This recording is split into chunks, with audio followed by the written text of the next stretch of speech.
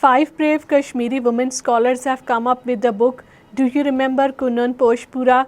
The book is about the Kunnan Poshpura mass rape by the Indian Forces personnel which took place in 1991 in the Kupwara district. The book, edited by Asar Batul and published by Zuban series on the sexual violence and impunity in South Asia and first published in 2015, is now running into its paperback edition.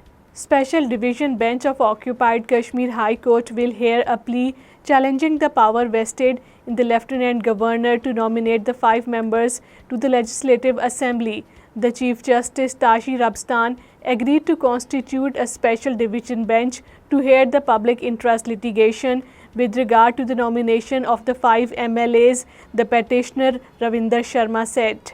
Cabinet of Occupied Kashmir, led by its Chief Minister Omar Abdullah, has passed a resolution for the restoration of the statehood of the August 2019 draft of the resolution has been prepared, and the Chief Minister will travel to New Delhi in a couple of days to hand over the draft to the Indian Prime Minister Narendra Modi.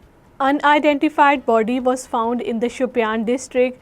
The body was found in Vaduna area of the district today. Body of a female infant was found in the Rajouri district. The body was found in the Thana Mandi area of the district. On the special instructions of Azad Kashmir Prime Minister Chaudhry Anwarul Haq, the Jammu and Kashmir Liberation Cell has organized special programs to observe October 27 as a Black Day and expose the Indian atrocities to the public and show the true face of India to the international community. Secretary of Jammu and Kashmir Liberation Cell Mirza Wajahat Rashid Beg, addressing a meeting, said that large protest rally and the public meeting will be held in the Muzaffarabad.